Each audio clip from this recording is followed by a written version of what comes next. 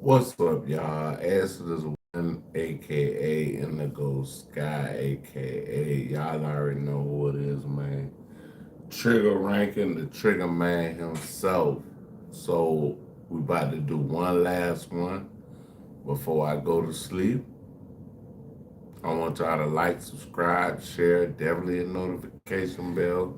If you like to support the channel, Cash App in the description. If you like to go to any other platforms that I have, go into the top of the YouTube channel. With that being said, let's get this show on the road. You are watching a master at work. All right, y'all. We're about to react to Poet Flacco. Um, something about Big U. Big U. Something about Big U. Poet, but we were reacting to Poet Flacco channel. To achieve the goals and the objectives of this investigation for the following reasons. So that they proceeded to explain how they not only got people around Big U to slip and give information, but they began to explain and break down all the steps that the people around Big U took to throw Big U under the bus. People around Big U were flipping. They were bringing undercover FBI employees to Bear Claw Shop. They were setting up meetings with Big U and undercover FBI employees to get them to meet. Some of these undercover employees were posing as street dudes to build a relationship and a rapport with Big U. The goal was to build a rapport so strong that you are trusted by Big U and you are involved or allowed to come to those meetings where they're discussing the various things that's going on with the feds in their, in their particular cases. Premium like Turkish cotton, something like a real gem, hard to find. Moments like this don't come. Various things that's going on with the feds in their, in their particular cases. One of the first people who tried to introduce a confidential undercover FBI agent to Big U and Bear Claw is a man they labeled as CHS-1.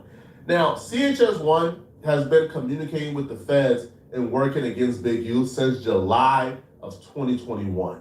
On December 6, 2022, the LA Metro Task That Force might be dog something. Dell dog. That might be Dell dog. I don't know. To have CHS-1 introduce two undercover law enforcement agents to Big U and Robinson, which I believe is Sylvester Robinson. The goal of the introduction was to assess whether Big U will be amenable to future interactions with the undercovers. However, the introduction was not possible because reported multiple in the introduction. The venue got shot up before the others could get to the venue to even make Big U regular LA stuff. But apparently the CHS was bringing the event got shot up. The interaction between to try to get access. So Big U would have meetings with specific people who identified. These are the target of our investigation. These are the people involved in Big U RICO conspiracy. Big Law, Zaire Mitchell, which is Brick Baby, Deron, Devon Douglas, aka D. They're having to prove certain things. So this is before the indictment even came. So this document that got these names listed, when you go to the indictment, a lot of these names you see, have been completely removed from the indictment and they're now listed as CWs. Feds were very specific with their work.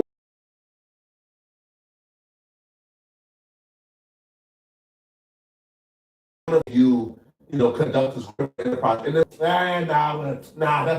now maybe the feds are still investigating some of these guys. Maybe that's why they haven't been picked up yet. But if you prove themselves, they're gonna have like something going on in my life. I don't know. I don't know if somebody hating on me or what. Performance around Big U. Performance around Big U to try to infiltrate those meetings. So too was limited to providing information he/she received from an acquaintance of him. CHS2 does not have the ability to consensually record conversations with Big U, nor the ability with targeted communicators at the target location.